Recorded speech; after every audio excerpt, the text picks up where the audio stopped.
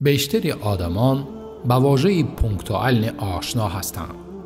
یعنی انسانی که همه کارش را در وقتش و با ترتیب انجام می دهد. مسلمان را شریعت به ترتیب و دقتکاری در همه کارهایش دعوت می کند. نابسته از آن که کار دینی باشد و یا دنیوی، رعایت دقت ضرور است. می توانیم از شریعت ده‌ها نمونه آوریم. مثلا اگر به طهارت بنگریم، در طهارت باید دقیق کار باشیم. عضوهایی که شریعت فرض عنوان کرده است، با کمال دقت باید شستشو دهیم تا طهارتمان کامل و صحیح شود.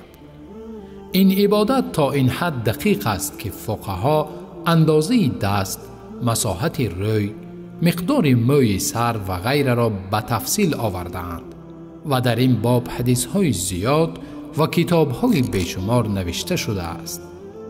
از آن این اعلامیه فرارسی وقت نماز است. مؤذن باید وقت شناس باشد و در وقتش اذان گوید و الا اگر حتی 1 دقیقه قبل از وقت اذان دهد اعتبار ندارد و اذان روانه می گردد.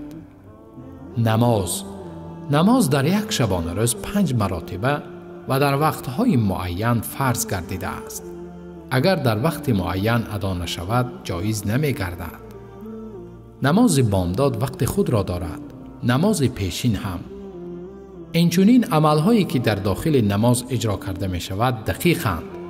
قیام و رکوع، سجده و با ترتیب در تشهد نشستن و غیره. زکات. دقت بسیار در این عبادت نیز ملاحظه می شود. شریعت زکات پول و کالا را 2.5% معین کرده است. اما زکات آنچه از زمین می روید 10 است اگر آبیاری زمین پولکی باشد و یا 21 اگر زمین با آب خریده نباشد. دقت نماید چقدر صاحب مال باید دقیق باشد تا اینکه 2.5% مال و یا 10 حاصلات را زکات دهد. این دقت در شماره مال او را از تلفات نگه می دارد و دقیقاً خواهد دانست که ثروتش چه مقدار است. یعنی این دین ما را می آموزد که در کارهای کوچک و بزرگ خود دقیق کار باشیم، حتی در خوردن.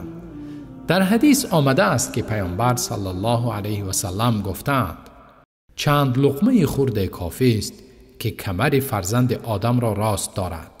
3 برای طعام، 3 برای آب و 3 برای نفس است.